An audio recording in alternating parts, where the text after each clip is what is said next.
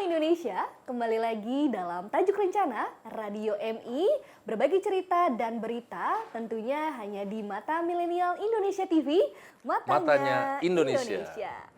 Senang sekali rasanya saya Amel Sani dan juga saya ditemani bersama dengan pemimpin redaksi dari Mata Indonesia News, ada Bapak Irwan Arifianto. Halo Bapak Irwan. Gimana kabarnya Mel? Alhamdulillah sehat. Pak Irwan gimana kabarnya? Aduh, susah untuk dijelaskan. Susah untuk dijelaskan. Tapi ya? nanti akan dijelaskan. Oke. Pada saat ini. Nah, Pak Irwan, ini kan kita sudah memasuki weekend lagi ya. Iya. Apalagi ini sudah memasuki penghujung tahun nih, Betul, Pak Irwan ya. Sudah masuk bulan Desember, ini merupakan Waktu tidak terasa ya Mel ya? Tidak terasa. Iya. Jadi udah mau berganti tahun lagi ya di sini ya, Pak Irwan ya. Iya. Nah, di sini kita seperti biasa sudah merangkum nih berita-berita yang memang sedang hangat selama satu pekan ini dan akan kita bahas untuk menemani weekend Indonesia di rumah tentunya. Jadi langsung aja kita bahas gimana Pak Irwan? Boleh.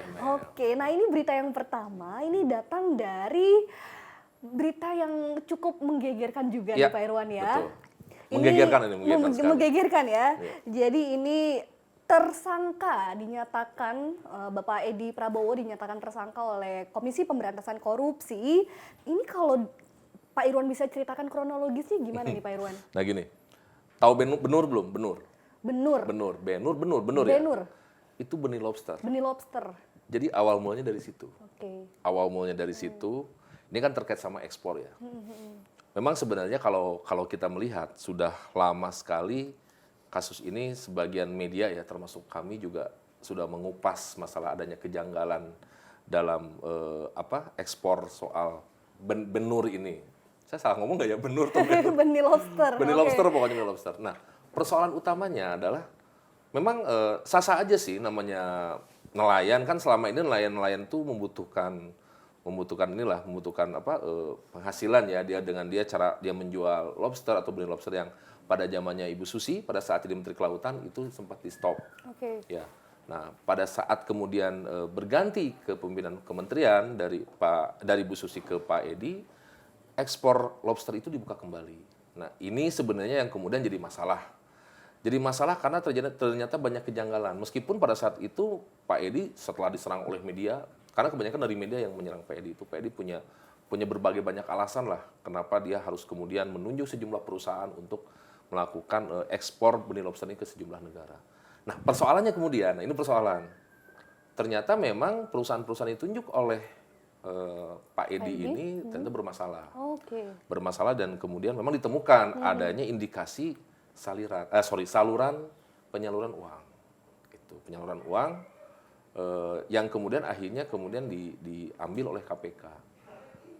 Ya sedih lah di saat kita lagi pandemi seperti ini, tiba-tiba kita heboh lah pada saat kita mendengar kabar karena ini sekelas menteri dan mungkin ini pertama dalam sejarah ya di dunia korupsi di Indonesia ya. Kalau selama ini menteri jadikan tersangka korupsi pada saat dia diperiksa di KPK, ini ditangkap tangan. Tangkap tangan, turun dari pesawat, dia turun, ya itu yang paling di bandara ditangkap di bandara gitu ya, tangkapnya. Padahal beliau habis melakukan kunjungan ya ke Amerika Serikat. Ini menurut saya sangat tragis ya dan ini mungkin pertama kali dalam sejarah dunia korupsi di Indonesia seorang menteri tangkap tangan gitu. Biasanya kan kalau beberapa menteri ditangkap itu biasanya kalau kita mendengar KPK itu kan selalu ajukan surat dulu, pemanggilan dulu, pemeriksaan baru ditahan gitu kan. Biasanya KPK itu selalu mengenal istilahnya Jumat. Khusus hari Jumat itu selalu pemanggilan dan penahanan. Nah kalau sekarang nggak malah kebalik. Hari Rabu loh. Hari Rabu Pak Edi turun ditangkap. Rabu di lapangan. Iya di lapangan beserta istrinya. Terus kemudian istrinya kan dibebaskan karena belum terbukti. Yang terbukti adalah Pak Edi. Pak Edi sendiri secara ini sudah minta maaf sih. Dia mengaku bahwa dia bertanggung jawab atas tindakan tersebut. Nah ini mirisnya lagi Pak Irwan, ternyata tidak hanya Pak Edi ya, ada 6 tersangka lain. Jadi memang ada terduga 7 tersangka, betul Pak Irwan? Iya betul, salah satunya ya Dirjen. Dirjen. Jadi ini memang sudah sistematis. Ya kita juga kaget lah, kondisinya zaman sekarang kan lagi masa pandemi gitu loh. Dan yang bikin kami miris itu barang-barang yang dibawa oleh Menteri Edi. Jadi bayangkan dia membawa sepeda, beli di Amerika, dia membeli jam tangan Rolex. Dengar-dengar media, juga membeli mobil gitu Pak Irwan. Betul, media itu kan memang akhirnya melihatnya dari perspektif seperti itu. Barang-barang dia mewah membeli yang jam dibeli. tangan, membeli sepeda, terus membeli tas dan lain-lain dengan harga yang memang sangat luar biasa ya untuk kondisi sekarang ini. Padahal kita tahu sendiri kan sekarang kondisinya lagi susah semua. Ya harusnya para menteri itu memberikan contoh yang baik lah pada masyarakat gitu. Ya sudah tahu dulu ingat kan kasus kejadian Garuda yang membawa sepeda Brompton, sekarang malah terulang kembali. Nah, itu. Miris sih ini menurut saya akhir tahun yang sangat miris gitu di Indonesia pada saat pandemi lagi rame-ramenya pandemi, banyak pejabat yang terkena, tiba-tiba ada menteri yang ditangkap oleh KPK. Ini pemberitaan yang sangat tidak menyenangkan hati begitu Pak Irwan ya. Hati ya. Termasuk mungkin karena dia dari salah satu partai ya, salah satu Partai Gerindra, ya mau tidak mau ini akan larinya ke Bapak Prabowo sebagai Menteri Pertahanan. Nah, pertanyaan berikutnya adalah siapa pengganti? Dan itu akan kita bahas nanti nih. Nanti karena masih belum diumumkan oleh Presiden gitu. Meskipun sudah ada penggantinya, tapi masih belum fix siapa pengganti Menteri Edi untuk mengisi posisi seperti ini. Ya tentunya ini menjadi sebuah berita yang miris juga Pak Irwan ya, untuk membuka tajuk rencana pada hari ini ya Pak Irwan ya. Akhir tahun lagi akhir tahun lagi ya. Nah ini Pak Irwan ada berita kedua juga yang memang cukup mengkhawatirkan khususnya bagi warga-warga DKI Jakarta bahwa Gubernur kita Bapak Anies Baswedan ini sudah dinyatakan positif terinfeksi COVID-19 Pak Irwan. Apa pendapat Pak Irwan? Dikasihan juga sih ya bagaimanapun kan beliau ini kan Gubernur DKI Jakarta. Karena saya juga berkantor di Jakarta, berarti kan pemimpin saya di Jakarta ini. Ya sedih lah pemimpinnya kena. Pak Anies itu kalau tidak salah terkena dari wakil gubernur. Wakil gubernurnya kena, terus kemudian Pak Anies. Ya mungkin peringatan juga lah buat Pak Anies. Ya Pak Anies supaya lebih serius lah menangani COVID gitu. Ini COVID itu tidak main-main gitu kan. Ya meskipun kalau bisa Amel lihat kan di Jakarta bagaimana kondisi Jakarta normal-normal aja, padahal bagaimana kita berteriak-teriak soal masalah 3M, masalah apa gitu, tapi kenyataannya malah kita lihat sendiri. Berarti ini sebenarnya bisa jadi simbol teguran gitu ya Pak Irwan ya? Iya, simbol teguran. Sehingga mungkin pemimpin-pemimpin kita juga bisa lebih tegas dalam menyikapi masa pandemi seperti ini ya Pak Irwan ya? Nah ini Pak Irwan, kita langsung aja nih ke berita ketiga ya Pak Irwan ya. Ini ada Ketua Umum dari Pengurus Besar Nahdlatul Ulama yang juga kabarnya terinfeksi COVID-19 dan dinyatakan positif, Pak Irwan. Nah itu dia. Sebenarnya kalau kita lihat perkembangan seminggu ini banyak kok yang terkena COVID itu para pejabat. Terakhir tuh Menteri Tenaga Kerja Ibu Ida Fauziah itu terkena COVID juga. Terus Pak Said Agil kan, terus tadi Pak Anies Baswedan. Sejumlah pejabat juga termasuk bupati-bupati juga terkena. Ini merupakan menurut saya ini sudah hal yang sangat serius ya dalam kondisi sekarang seperti ini. Apa tidak sebaiknya kita teguran juga lah kepada para pejabat tuh betul-betul harus serius menangani masalah COVID ini. Ngeri masalah jumlah korban juga semakin bertambah. Kemarin saya dengar 8.000, sebelumnya dengar lagi 6.000, 4.000 dan jumlah korban tuh bukannya malah tambah turun ya, terus meningkat naik, begitu terus ya Pak Irwan ya. Gitu. Nah Pak Irwan, Amel juga penasaran Pak Irwan, dari menurut perspektif Pak Irwan sendiri, ketika banyak sekali pejabat yang memang sudah terinfeksi COVID-19 positif begitu ya Pak Irwan ya, menurut Pak Irwan pandangan masyarakat bagaimana sih terhadap pejabat tersebut? Ya akhirnya kan masyarakat sendiri tidak percaya gitu loh, karena pejabatnya terkena ya, terlepas karena artinya begini. Ya saya kurang tahu juga, ini kan di luar negeri juga banyak kejadian ya. Misalnya kalau kita lihat Perdana Menteri Inggris juga terkena. Ini kan COVID ini bisa menimpa siapa saja. Nah, tapi bagaimanapun rakyat kan melihat pejabat. Pada saat pejabat itu terkena, bagaimanapun mereka melihat, wah, bagaimana kita sebagai rakyat, pejabat pun terkena. Tentunya kan pejabat dia punya protokol kesehatan yang sangat luar biasa dibandingkan masyarakat ya. Betul. Makanya ini kalau menurut saya ini sudah betul-betul darurat. Harusnya pemerintah daerah termasuk itu harus betul-betul menerapkan aturan yang sangat ketat gitu loh. Bila perlu ya kalau saran-saran mungkin dari kami pihak media lockdown total lah sudah. Kalau lockdown total mungkin jangan lockdown total, mungkin yang paling utama itu adalah kita rapid test dulu semua rapid test. Jadi bisa tahu nih kecamatan, dari kelurahan kecamatan, ketahuan nih siapa korban-korbannya kelurahan kecamatan. Jadi akan ini kan kalau sekarang kan tidak ada yang jadi masif bisa terdeteksi begitu. klaster yang memang. Nah ini juga rawan, pertanyaan buat BNPB juga, buat pemerintah juga, termasuk pemerintah daerah. Kenapa pemerintah daerah tidak menggelar rapid test secara keseluruhan, secara masif dari mulai tingkat RT, RW. Jadi akan ketahuan. Kalau sekarang kan kita setiap hari deg-degan terus gitu loh. Oke, nah Pak Irwan ini melihat kondisi juga sudah cukup mengkhawatirkan nih Pak Irwan bagi masyarakat. Kiranya sebenarnya apa sih yang bisa jadi solusi Pak Irwan? Ya Sebenarnya gampang ya. Gampangnya itu begini, kan sejauh ini kita masih menduga-duga. Setiap hari korban bertambah, setiap hari siapa yang terkena. Kalau memang pemerintah mau serius, udah rapid test massal, rapid test massal. Jadi semua, tidak lagi per kelompok, tidak lagi per region, tidak lagi per kantor gitu. Kalau selama ini kan mungkin misalnya di kantor ini kena, selesai, pindah lagi kantor Pindah ini. lagi. Kenapa nggak dimulai dari RT, RW, kelurahan sama kecamatan? Jadi akan ketahuan gitu loh, ketahuan. Kita mulai mungkin bikin mapping dulu kan, misalnya nih kelurahan ini apakah warnanya merah atau hijau. Dia kan ketahuan bertahap sampai kecamatan, kabupaten, kota media baru ke provinsi. Jadi kan ketahuan. Jadi ketika ada suatu daerah yang memang di situ banyak penderitanya dengan merah, tutup. Selesai. Nah, ini selama ini dari bulan Maret sampai sekarang ya saya kurang tahu apakah memang ada biayanya atau tidak. Tidak pernah ada yang namanya rapid test secara massal, tidak pernah ada tes ya swab atau apapun lah yang secara massal ya. Jadi tidak hanya sekedar satu kelompok-kelompok saja gitu. Ya selama ini kalau kita lihat pada saat ini muncul daerah sini nggak diperiksa. Jadi kita nggak tahu. Nah, ini harus rutin. Apakah 2 minggu sekali, 14 hari sekali, atau 3 minggu sekali, itu harus rutin. Jadi kan semakin lama kan semakin diminimalkan ya ketahuan gitu loh. Jadi minimal wilayah-wilayah yang memang dan tanda kutip merah itu bisa kemudian terisolasi gitu loh, seperti itu. Itu akan lebih gampang dibandingkan sekarang kalau misalnya lockdown kayak kemarin Bandung lockdown, tapi masih banyak orang keluar masuk ke Bandung gitu. Dan kita pun tidak tahu peta di Bandung yang terkena atau itu tidak tahu sendiri, tidak pernah ketahuan. Dan ini jadi masalah. Jadi yang bisa menjadi solusi efektif begitu mungkin rapid test massal begitu Pak Irwan Harusnya ya? begitu rapid test massal. Udah ini mau tidak mau ya menurut saya ya pemerintah pasti punya anggaran lah untuk melakukan rapid test secara massal, secara keseluruhan gitu ya. Kita mulai dari tingkat RT RW dulu, naik ke kelurahan, kecamatan, jangan ketahuan gitu. Dan saya kan pasti bisa. Gitu. Ya semoga saja mungkin ada langkah baru yang dilakukan pemerintah begitu Pak Irwan ya. Oke, kita berhenti sejenak, istirahat dulu Pak Irwan dari berita-berita tentang pandemi. Tapi ini berita selanjutnya juga cukup mengkhawatirkan. Masih mengkhawatirkan juga. Masih mengkhawatirkan. Kapan berita senangnya nih? Pertanyaan ini mengkhawatirkan semua nih Mel. Gimana Mel?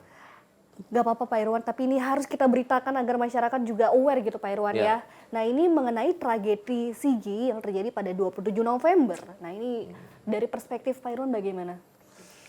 Sangat memprihatinkan ya Pak Irwan ya. Di saat kita banyak masalah ya, terus kemudian Menteri Edi ketangkap, terus ya kami juga kaget tiba-tiba di daerah Indonesia jauh lah kalau kita anggap mungkin daerah Indonesia di desa Timur. Begitu ya Pak Irwan ya. Ya ada pembunuhan yang menurut saya bisa dibilang biadab gitu ya. Dan ini menimpa satu keluarga. Satu keluarga ya. Ya sekali lagi akar persoalannya kan kembali ke radikalisme ya, yang itu memang terus diperangi oleh pemerintah, yang memang susah. Radikalisme itu menurut saya memang sulit dibendung gitu loh. Salah satu caranya adalah ya memang kembali ke pendidikan gitu loh. Bagaimanapun kita bisa melihat meskipun sekarang pemerintah gencar mengajarkan soal dari radikalisme, tapi kenyataannya masih banyak kejadian-kejadian seperti di Sigi, seperti di beberapa daerah gitu loh. Dan ini sekali lagi ya ini pemerintah, motif pemerintah, dan pemerintah harusnya tegas gitu, motifnya harusnya tegas. Ya yang saya tahu memang terakhir itu tersangkanya sudah diambil ya, sudah ditangkap gitu loh. Tapi bagaimanapun kan ada yang namanya beberapa organisasi yang katanya sih bertanggung jawab gitu loh. Kalau tidak salah namanya itu Mujahidin Indonesia Timur, MIT. Nah itu juga kan sejauh ini apa pemerintah tidak pernah tahu di situ ada organisasi semacam itu yang memang mereka juga punya niat untuk mendirikan sebuah negara gitu kan. Itu sampai tidak terdeteksi ya, menurut saya sangat keterlaluan juga. Ya kan kasihan kan rakyat yang tidak tahu apa-apa kan. Lagi-lagi dampaknya juga ke rakyat Pak Irwan. Itulah ke rakyat. Makanya pas kemarin peristiwa Sigi, ya aduh saya bilangnya ada apa lagi gitu loh. Apa memang tahun 2020 ini terlalu banyak masalah juga di Indonesia ini. Dari mulai korupsi, kalau tadi perhatikan dari Amil pertama, mulai korupsi, mulai pandemi COVID yang dari menurun, ya. Terus sekarang pertama lagi soal Sigi. Berita miris juga Pak Irwan. Miris semua gitu loh. Kalau kita melihat tragedi Sigi yang memang belum lama terjadi Pak Irwan ya, dan sampai saat ini juga masih dilakukan proses penyelidikan ya Pak Irwan ya. Perspektif apa yang mungkin bisa jadi solusi ya menurut Pak Irwan? Pendidikan kalau menurut saya, dan ya mungkin persoalannya juga tidak hanya pendidikan ya, ada kesejahteraan juga, banyak hal lah. Dan pemerintah harus terus dan tidak boleh berhenti untuk melakukan deradikalisasi ya, karena bagaimanapun terutama yang terkena dampak radikalisme itu kan masyarakat menengah ke bawah. jarang lah kalau saya perhatikan orang-orang menengah ke atas yang Atas yang terlibat terkena ya, ya, harta oke. menengah ke bawah dengan janji-janji mereka akan masuk surga lah, janji-janji mereka akan dapat hidayah atau apa kan, bahwa membunuh orang itu besar pahalanya, dia akan masuk surga dan lain-lain. Itu kan juga memang yang harus terus bagaimana pemerintah terus memberikan informasi yang membuat masyarakat lebih terbuka, terutama masalah agama. Karena tidak semua pemahaman agama itu dipahami dengan baik gitu loh. Itu. Terutama sekarang ya kalau kita melihat dengan kondisi Pilpres 2019 kemarin, ini kan sampai sekarang pun tidak hanya di daerah, di Jakarta pun masalah-masalah yang menyangkut masalah keagamaan itu kan sangat sensitif. Gitu. Nah, kemarin puncaknya ya di Ambon Indonesia Timur itu ketika Ali Kalora ya, yaitu melakukan teror-teror terhadap masyarakat sampai berujung pembunuhan satu keluarga. Ini tentunya menjadi berita yang miris juga, pemirsa, untuk Indonesia tentunya Pak Irwan ya, semoga pemerintah juga dapat melakukan langkah yang tepat begitu ya Pak Irwan ya. Betul, betul. Nah ini Pak Irwan, berita selanjutnya, kalau saya nggak tahu nih Pak Irwan, ini merupakan berita bahagia atau berita sedih juga, Apa tuh? mengenai pemangkasan libur Pak Itu dia. Irwan. Itu yang makanya tadi saya bilang, Libur akhir kok hari tahun. ini nggak cerah itu. Oke. Masalahnya kan banyak orang yang termasuk saya sudah pesan tiket. Saya pun juga sudah Iya. berencana Pak Irwan. Sudah, kan namanya sekarang beda jangan zaman dulu Iya. ya. Kalau sekarang itu kalau kita memesan hotel atau memesan pesawat terbang atau memesan kita jauh-jauh hari kan. Nah pada saat cuti ini dipangkas ya mungkin karena ke COVID saya paham juga. Terus gimana dong nasib nasib tiket, nasib ini kan tidak boleh dibatalkan. Betul. Mau tidak mau kan kita tetap harus berangkat gitu. Betul. Nah ini yang menurut saya Pak Irwan, ini entah menjadi kabar bahagia. Bahagianya mungkin karena kita akan lebih mungkin terjaga ataupun lebih langkah nyata nih yang dilakukan pemerintah untuk memutus mata rantai begitu Pak Irwan ya. Atau bisa jadi berita sedih juga karena Ya. udah lama menantikan libur ternyata dipangkas Pak Irwan. Nah itu dia, itu ya plus minus lah artinya begini, kita pun juga tidak mau kemudian korban bertambah ya. Ini kan termasuk salah satu memotong mata rantai supaya tidak terjadi penambahan. Tapi di lain pihak kan masyarakat juga butuh liburan. Pada saat kemarin Idul Fitri kita tidak libur sama sekali dipindahkan ke akhir tahun ya semua orang berharap ke akhir tahun. Karena kan COVID tidak pernah berhenti, maksudnya tidak pernah ini kan Belum terus berhenti naik gitu terus ya. naik Oke. terus. Ya akhirnya terulang kembali. Ya cuma kan memang masyarakat beberapa terutama mungkin anak muda ya yang sudah jauh-jauh hari dia sudah pesan tiket ke mungkin ke Bali atau mungkin ke Labuan Bajo atau mungkin kemana lah untuk berwisata, pesan hotel. Amel kemana Amel rencana? Baru rencana aja Pak Irwan ya. belum bisa Iya, kalau saya kan rencana terrealisasikan. kan mau ke Jogja gitu kan. Ya cuma saya nggak tahu kalau dengan kondisi seperti ini apa memang masih diperbolehkan atau tidak. Minimal, kalaupun toh cutinya nggak bisa diambil kan saya bisa ngajuin cuti secara internal kan itu satu. Tapi kedua, apakah tempat wisata sudah dibuka atau tidak? Jangan-jangan kemudian seperti di Bandung kemarin. Pemberlakuan. Iya ditutup total. Bandung sudah mulai melarang orang-orang untuk berwisata ke Bandung karena kondisinya Tidak memungkinkan korban begitu ya, COVID sudah korban. terus bertambah. Oke. Gitu. Jadi kalau menurut saya bukan berita sedih atau berita gembira juga, kita juga bingung ya karena satu pihak kita juga mendukung jangan sampai terus bertambah korbannya, satu pihak ya kita kan sudah merencanakan liburan jauh-jauh hari gitu loh. Nah itu Mel. Ya berarti kita sebagai warga masyarakat ya Pak Irwan ya, mungkin bisa mengikuti kebijakan yang diambil pemerintah begitu ya. Semoga saja ini Mau menjadi tidak mau ya harus lah. langkah efektif ya Pak Irwan Iya, ya. iya. Dan berita selanjutnya Pak Irwan, ini juga kabar yang cukup mencengkangkan begitu Pak Irwan. Rumah Ibu Mahfud MD dikepung oleh massa begitu Pak Irwan. Bagaimana kronologisnya Pak Irwan? Ya sebenarnya kan kasus ini cukup ini ya. Ini rentetan juga kan, rentetan. Rentetannya apakah memang kejadiannya sama dengan kejadian, maksudnya rentetan kejadian dengan kejadian Pak Mahfud pada saat mengomentari salah satu organisasi massa ya kita sebutnya FPI lah gitu kan. Mahfud kan cukup keras ngomong soal massa FPI. Sehingga kemudian orang-orang kan FPI ini kan punya banyak pendukungnya kan.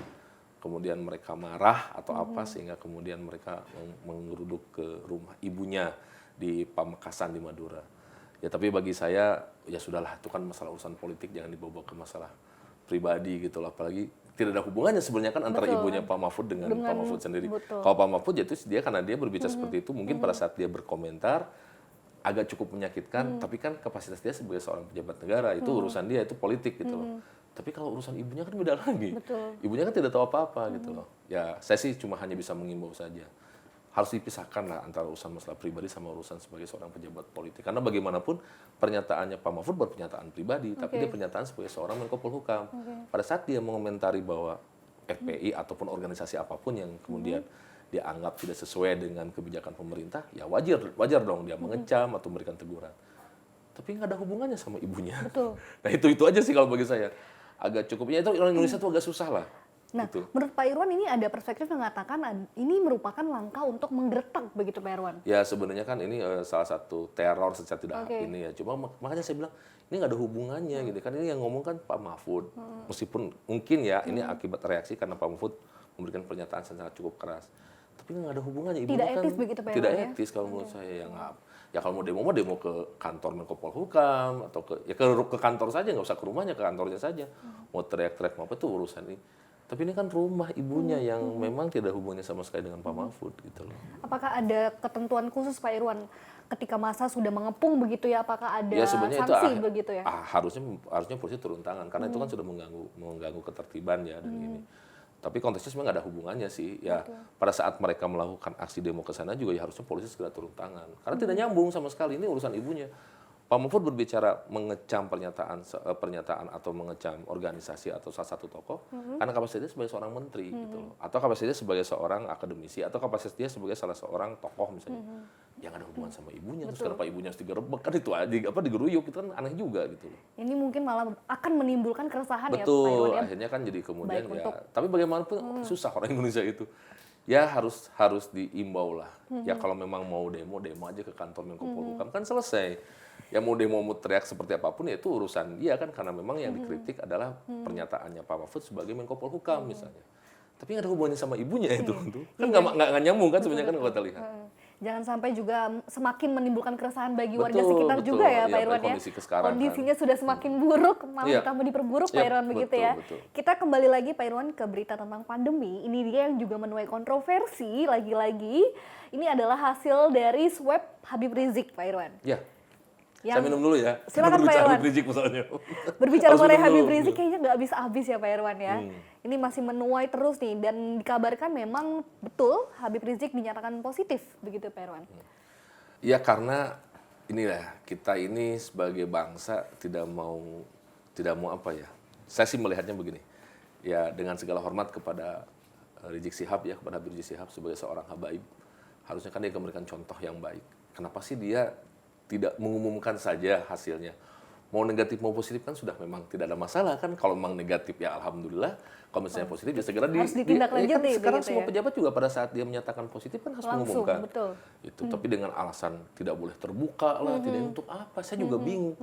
Ini mau ngapain sih habaib ini kan? Harusnya sebagai seorang memberikan contoh.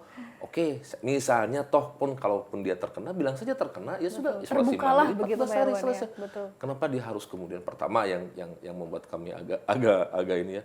Pertama kenapa harus ke Bogor gitu loh dirawatnya itu pertama. Kedua, ya kenapa harus sembunyi-sembunyi gitu. Saya juga cukup menyesalkan kok sikap dari Rumah Sakit Umi gitu loh. Kenapa Sampai tidak membuat surat pernyataan begitu Pak Iya Irwan kan ya. harusnya tinggal diumumkan saja kalau memang Habib Rizik terkena, kan tinggal terkena. Emang ada masalah apa sih kalau terkena? Kan bukan sesuatu yang aib gitu loh. Betul nggak? Sekarang hampir semua orang, misalnya taruh kasus saat misalnya siapapun yang terkena harus ngomong karena untuk menjaga supaya tidak tertular. Ini malah diem-diem saja, hilang gitu loh. Itu jadi memang ini menurut saya kesadaran lah. Ya mungkin Habib Rizik sebagai habaib ya harus cukup terbuka gitu loh. Dan bagaimanapun pada saat apapun hasilnya bagi saya atau bagi siapapun ya nggak ada masalah. Toh kalau memang terkena COVID ya sudah isolasi mandiri selesai, nggak ada masalah kan? Ya kalau sudah tidak terkena ya udah nggak terkena, tinggal diumumkan saja. Ya pihak rumah sakit juga jadi aneh gitu loh, kenapa harus tutup? Tinggal ngomong aja ke wali kotanya. Ini kan kalau kita lihat kontroversinya pada saat kemudian pihak rumah sakit pun tidak mau terbuka. Karena takut alasan dipolitisir apaan? Pemerintah jelas harus tahu karena dia kan harus mendeteksi siapa korbannya, terus jangan sampai penyebaran. Siapa yang mungkin sudah berinteraksi dengan Habib Rizik Betul, begitu ya kan Pak ketahuan. Irwan Ya, ya. contohnya buktinya kemarin saat wakil gubernur terkena juga. Kan itu rentetan Akibat semuanya. adanya kontak begitu Betul, ya ada kontak Pak kan Irwan ya. mungkin Betul. saya nggak tahu juga siapa lagi pejabat yang kena gitu kan, termasuk menteri-menteri juga pada saat kena ya sudah Menaker kena, oke. Berarti kan lingkungan sekitar Menaker itu kan harus dites lagi, kalau ketahuan kan harus diisolasi terus. Itulah makanya di Indonesia ya ya begitu-begitu saja kalau corona karena tidak punya kesadaran gitu loh. Sudahlah kalau misalnya saya kena saya isolasi mandiri selesai. Bukan sesuatu yang aib kok kalau memang sudah terkena karena memang yang namanya penyakit, namanya virus zaman sekarang. Yang penting kan kita sekali lagi Mel, hidup bahagia, ya kan? Selalu lagi-lagi Pak Irwan ya, jaga-jaga bahagia, kesehatan betul. itu aja. Ya bijak-bijaklah untuk mengambil langkah begitu Pak Iya, Irwan ya. itu. Nah kita ini Pak Irwan ya, ini bukan berita tentang pandemi lagi, tapi ini berita yang tidak saya mengerti sebenarnya Pak Irwan ya. Ini mengenai bola Pak Irwan. Kenapa sih kamu nggak suka bola Mel? Bukan nggak suka, nggak paham dari awal, jadi nggak ngikutin Pak Irwan. Ini Mungkin kamu perempuan keberapa yang baru saya kenal, maksudnya baru saya kenal yang tidak suka bola. Biasanya ternyata perempuan yang saya kenal ternyata suka bola. Oh, itu katanya Kenapa kamu nggak suka bola? Saya mau tanya. kalau dibilang anti sih enggak ya Pak Irwan ya, tapi nggak ikutin aja Oh, gitu ikutin ya. aja. Tapi kalau nemenin, misalkan temen nonton bola, ayo gitu Pak Irwan. Nah ini Bagus Kavi ya Pak Irwan ya, Bagus Kavi. dan Football Club Utrecht. Utrecht. Ya. Utrecht. Nah ini apa? Kontroversi apa yang terjadi Pak Irwan? Sebenarnya nggak ada kontroversi sih. Ya ini di saat kondisi lagi begini ada salah satu pemain bola dari Indonesia ya, Amiruddin Bagus Kavi Alfikri namanya tuh. Jadi sebenarnya dia itu diisukan mau bergabung dengan klub Utrecht gitu loh. Tapi ternyata dia hanya bagian dari tim junior dari klub Belanda namanya Jong Utrecht gitu loh. Jadi kalau misalnya Jong Utrecht itu kayak Utrecht junior lah gitu loh. Nah, ini yang bukan seniornya gitu. Ya bagi saya sih ya mungkin karena ini media ya. Jadi itu nggak bisa bergabung gitu Pak Irwan ya? Nggak bisa bergabung, dia cuma hanya di junior saja. Bagi saya ini bagus sama-sama kan kalau dulu ada ya, dulu tuh pernah sekitar berapa puluh tahun yang lalu ada beberapa pemain Indonesia itu dititipkan di klub Sampdoria.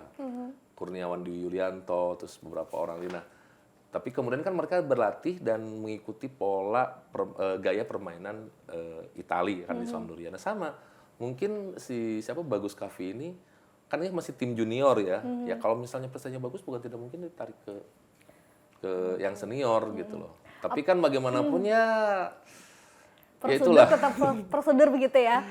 Tapi apakah menjadi kesenjangan Pak Irwan ketika nantinya memang si Bagus ini berhasil untuk masuk menurut ke saya grup senior? ini justru bagus karena artinya apa? Memang para pemain terutama di luar negeri ya, namanya pemain-pemain senior itu biasanya berawal dari pemain-pemain junior gitu kan. Kalau kita lihat beberapa klub ya misalnya kayak Manchester United saja itu klub-klub juniornya itu bisa memberikan kontribusi kepada tim-timnya senior. Nah, mudah-mudahan dengan banyak pemain Indonesia yang tarik ke tim juniornya di klub-klub asing, minimal mereka itu mengikuti pola latihan, terus cara bermain seperti di asing gitu loh. Ya, saya berharap tidak hanya si Bagus Kavi aja, mungkin banyak lagi pemain-pemain Indonesia yang memang dia punya potensi, kemudian dia bisa berlatih di luar, mengikuti kompetisi di sana sehingga mereka bisa berprestasi dan ditarik balik ke Indonesia. Oh iya gitu. betul. Iya, nah, jadi pemain timnas Indonesia kan seperti itu. Kalau secara kualifikasi Bagus Kavi ini memang memenuhi begitu ya Pak Irwan? Ya, tapi sekali lagi kalau dia kan memang di tim juniornya kan gitu. Kan kita pernah punya namanya Irfan Badim kan. Irfan Badim juga cukup terkenal dulu kan pada saat dia pernah bermain di tim luar. Terus banyak lagi lah, ada Ryuji Utomo itu yang saya pernah baca tuh ya. Terus Bambang Pamungkas kayaknya nggak masuk ya.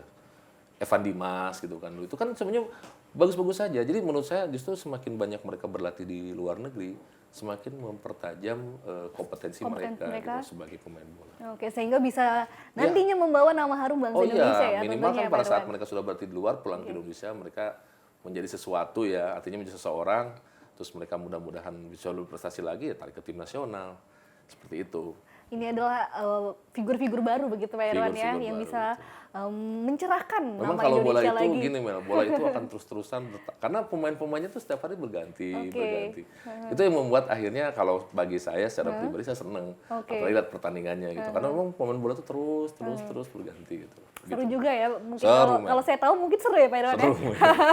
Oke Pak Irwan, kita ke berita selanjutnya Pak Irwan. Ini kita agak nyambung ke berita yang tadi awal sudah kita bahas Pak Irwan mengenai pergantian dari siapakah yang akan menggantikan Menteri Edi Prabowo. Dan ini kabarnya digantikan oleh Menteri Pertahanan Syahrul Pak Irwan ya. Gini.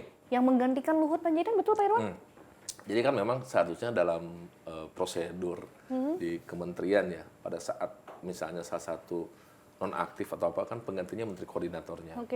Nah kebetulan tiba-tiba Pak Luhut Ada perjalanan mengirim dinas surat ya? Oke. ke Pak Jokowi mau ke Amerika lagi, saya nggak tahu urusannya apa. Ya digantilah ini sama Menteri Pertanian gitu kan, Syahrul Yassin Limpo. Tapi kalau menurut saya kan ini hanya sekedar apa ya akrobat politik saja lah ya. Maksud saya begini, Pak Luhut tiba-tiba ke luar negeri untuk apa sih? Gitu kan tahu kondisi seperti ini. Ya mungkin Pak Luhut mau ada rencana apa. Tapi menurut saya sekarang sebaiknya mungkin Pak Jokowi harus segera mulai memikirkan siapa penggantinya Edi Pramono gitu loh. Karena kan mungkin Pak Syahrul Yassin Limpo juga dengan tugas dan kewenangan yang cukup besar di pertanian, apa dia sanggup gitu loh untuk kemudian juga dia harus ikut mengambil kebijakan tanggung jawab di Menteri Kelautan. Ya mau tidak mau Presiden harus segera melakukan pergantian gitu loh. Minimal reshuffle lah. Ya kan ini kalau reshuffle rame lagi nih ya, akhir tahun kan ya apakah ada pergantian ya tergantung Presiden Jokowi juga. Berarti itu sih sebenarnya polemiknya lebih kepada karena seharusnya ini tugasnya Pak Luhut, tapi Pak Luhutnya malah ke luar negeri. Melakukan perjalanan dinas. Saya kurang tahu lah, cuma minta suratnya ada perjalanan dinas seperti itu. Oke, Pak Irwan, ini berita terakhir Pak Iwan. Ini adalah rumor antara mergernya Grab dan Gojek. Wah, ini berita yang juga ramai di kalangan anak-anak milenial nih Pak Irwan ya. Ya.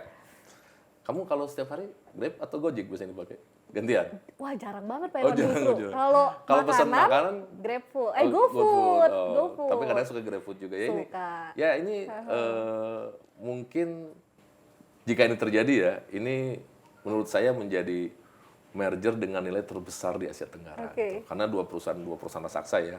Apalagi Grab kita tahu sendiri sekarang ini sudah melakukan berbagai cara dan berbagai strategi untuk meningkatkan ini. Saya lihat juga pelan-pelan Gojek sudah mulai agak tersingkir ya dengan Grab. Karena Grab itu kalau misalnya di kalangan anak muda itu kenapa banyak orang menyukai Grab karena diskon-diskonnya cukup banyak gitu dan variatif dibandingkan Gojek. Nah ini menurut saya ini kan masih isu ya, isu akhir tahun. Rencana merger ini kan sudah mulai dihembuskan sekitar 1 minggu yang lalu. Dan ini kalau jadi luar biasa itu. Kalau menurut saya sih itu. Nah kalau ini memang benar terjadi nanti Pak Irwan, apakah ada pihak-pihak yang memang dirugikan menurut Pak Irwan? Nggak ada sih. Ya pasti dua-duanya juga memang punya kepentingan sendiri-sendiri ya.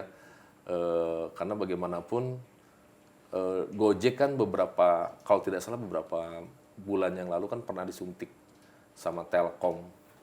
Anak perusahaan Telkom kalau tidak salah emiten telekomunikasi Telkom Indonesia itu anak perusahaan Telkom yang menyuntik dana ke Gojek.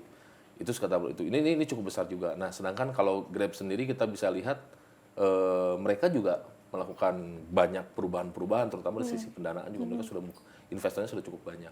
Nah, kebayang itu kalau dua perusahaan itu bergabung gitu. Tapi kalau bagi saya sih tidak menarik juga. Kenapa? Karena tidak ada kompetisi gitu kan. Jadi kalau misalnya mereka baik Grab maupun Gojek itu bergabung, ya nggak akan seru lagi karena tidak ada lagi promo-promo, tidak ada lagi karena cuma satu. Nggak seru lah kalau zaman sekarang menurut saya gitu ya, nggak seru karena nanti akan termonopoli gitu. Meskipun nanti akan muncul pemain-pemain baru ya di bidang transportasi atau di bidang seperti yang dilakukan oleh Gojek maupun oleh Grab. Tapi saya sih tetap meskipun itu besar ya, saya tetap tidak setuju. Karena jadi Pak Irwan tidak setuju ya? Nggak lah, karena nggak ada serunya gitu Pak Irwan ya? gitu kan. Biasanya kan kalau kita melihat nih kalau antara dua ini kalau misalnya GoFood ya, kita lihat dua-duanya mana kan nih yang bisa diskon gitu kan ya? gitu kan. Itu menarik kan dua-duanya kan saling bersaing. Kalau sekarang mereka bersatu tuh siapa lagi? Nggak ada lagi kompetitornya kan. Nggak ada lagi gitu ya Pak Irwan ya? Oke, berarti memang ini juga menuai pro dan kontra begitu ya Pak Irwan ya. Ada yang mendukung, ini kan masih, ada juga tidak mendukung. masih sekitar seminggu 2 minggu yang lalu lah kami dibicarakan. Cuma sekarang kan masih belum. Masih intip-intipan lah mereka. Apa perlu digabung atau tidak gitu. Ya ini mungkin jadi isu yang refreshment ya selain pandemi begitu Pak Irwan ya. Januari besok kan, gitu. Betul. Nah Pak Irwan itu sudah kita bahas, sudah kita rangkum juga berita sepekan untuk menemani weekend Indonesia di rumah tentunya. Nah Pak Irwan gimana nih berita-berita yang tadi kita udah sampaikan? Menurut Pak Irwan beritanya sedih mulu nggak kayak waktu beberapa hari lalu kita baca kayaknya sedih mulu begitu ya. Tapi ini ada inovasi-inovasi baru Pak Irwan ya, lebih bisa senyum. Saya enggak, maksudnya. Jadi memang seminggu ini berbeda dengan seminggu yang lalu ya. Kalau secara dari perspektif media ya, lebih seru minggu sekarang karena banyak kejadian yang beraneka ragam ya dibandingkan mungkin sekitar seminggu 2 minggu yang lalu. Karena kalau seminggu 2 minggu beritanya tidak akan jauh dari pandemi Covid dulu kan. Nah, kalau sekarang kan tiba-tiba ada penangkapan KPK gitu kan, heboh tuh kan rame. Ya terlepas ada isu pengalihan isu saya kurang tahu juga ya. terus tiba-tiba muncul lagi di Ambon ada pembunuhan satu keluarga, rame lagi gitu kan. Jadi memang banyak hal yang bisa kita lihat ya, kita saksikan, banyak kejadian-kejadian yang luar biasa selama 1 minggu ini. Yang mudah-mudahan sih bagi saya ya, kami juga tidak berharap ada kejadian-kejadian terjadi kembali lagi ya. Saya sih berharap sih Indonesia tenang, aman, damai gitu, sehingga ya mudah-mudahan ekonomi Indonesia bisa pulih kembali gitu loh. Nah, tapi bagaimanapun yang paling ditunggu sebenarnya cuma satu, Mel. Apa Pak Irwan? Tanggal 9 Desember Tanggal besok. 9 Desember. Wah, ini juga Iya. sudah menghitung hari ya Pak Irwan ya. Pilkada serentak gitu loh. Meskipun beberapa daerah tidak melakukan pilkada ya karena memang belum waktunya.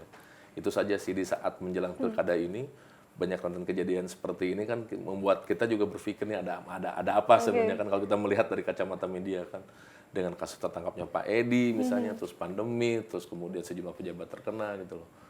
Apakah tanggal 9 nanti akan pilkada? Saya kurang tahu juga. Kalau ini sekarang terus-terusan bertambah loh. Dan saya juga kepikiran, waduh ini kalau misalnya semua pejabat terkena, ya bisa jadi mungkin tahun baru atau Natal pun liburnya ditiadakan gitu kan. Nah, berarti pemirsa di rumah juga nih, mungkin episode minggu depan kita akan membahas nih apa sih yang nanti yang akan ada di kita pilkada penunggu begitu ada Pak Irwan kejadian ya. apa lagi, Ada kejadian apa lagi? ada statement yang rame apa lagi, terus kemudian ada apa lagi, kita harus menunggu lah selama seminggu depan. Ya sebagai media kita tentunya harus memantau setiap saat ada kejadian apa yang kejadian terjadi setiap hari. Betul Pak Irwan. Dan lagi-lagi saya juga nggak bosan ngingetin ya Pak Irwan ya. Semoga pemirsa di rumah, Pak Irwan juga, tim redaksi juga tetap selalu dalam keadaan sehat Pak Irwan ya. Insya Allah. Lagi-lagi jaga kesehatan, Jaga tetap kesehatan. waras Pak Irwan Tetap ya. waras, Mel. Harus tetap bahagia kalau Bahagia, kata itu Pak paling Irwan. utama, paling Kunci bahagia, utama Mel. ya. Jangan lupakan kebahagiaan gitu kan. Karena susah kebahagiaan tuh kan, Mel, itu. Tapi nggak dipungkirin Pak Irwan ya. Ini pasti stres banget nih ya, apalagi penghujung tahun begitu Pak Irwan ya. Kalau dibikin stres sih enggak sih, Mel. Cuma ya dibikin santai aja gitu.